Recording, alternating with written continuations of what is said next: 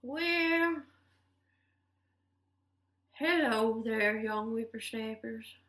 My name is Gertrude Thompson, and I am here today to talk to you about osteoporosis, a disease that I and 8 million other women have. Now, I'm old, so I know everything, but maybe you didn't know that osteoporosis was the most common disease of the bones that humans have. It is characterized by the loss of bone mass and deterioration of bone microarchitecture and comprised bone strength, and that makes it more likely for you to fracture your bones. Now, bone strength, what's that?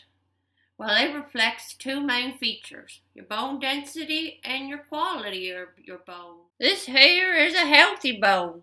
Looks like Swiss cheese. Now this is an osteoporotic bone. Looks like Swiss cheese with more holes than cheese. That's because it's lost its bone mass. It's very sad. Now, there are two types of osteoporosis, secondary and primary. Now, secondary just means it's as a result of a secondary cause, such as a disease or drugs. Now, primary is more common. It's what I got. And it's mostly because I'm older than dirt. As we age, our bones just get weaker. And you see, I've got just about every other risk factor. I'm an old white lady who is clumsy as can be, and I'm always falling over and breaking one thing or another. Now, my mom had osteoporosis. My granny had osteoporosis, and her granny before that. It's practically a Thompson tradition. Now, I've been lucky because I've only broken my wrist.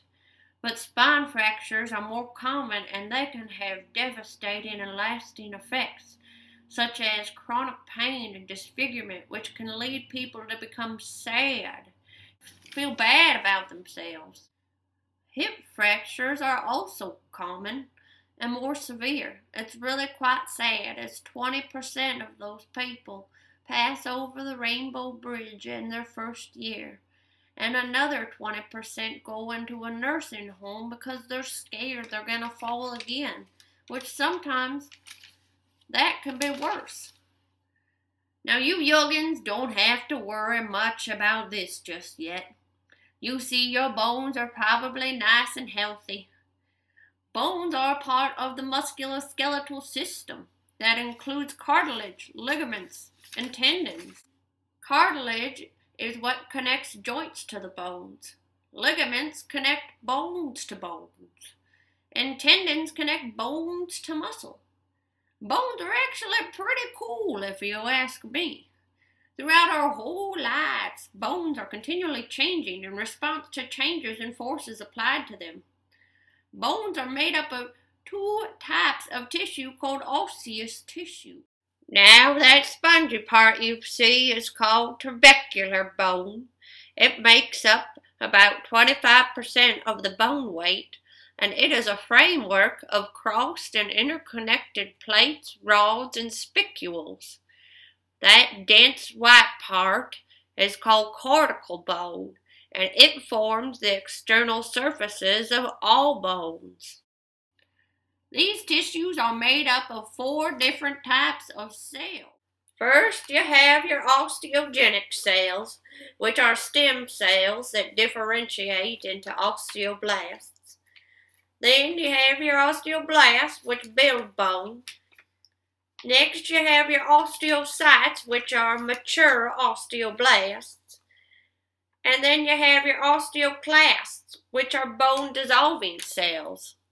Now, like I said before, osteoporosis is partially due to bone density. When we're young whippersnappers, bone mineral density is increasing rapidly as we're growing. And we all pretty much reach our peak in our late 20s and 30s. And then doggone it, if you're a lady, it just starts going after that.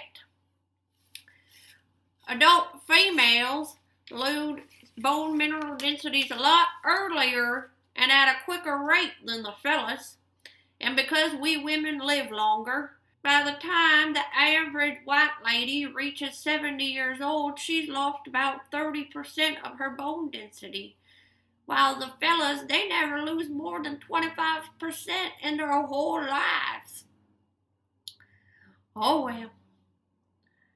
Now, you be sure to talk to your doctors about osteoporosis and what you can do now to reduce your risk.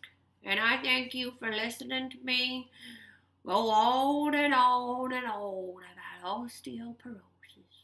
Bye-bye.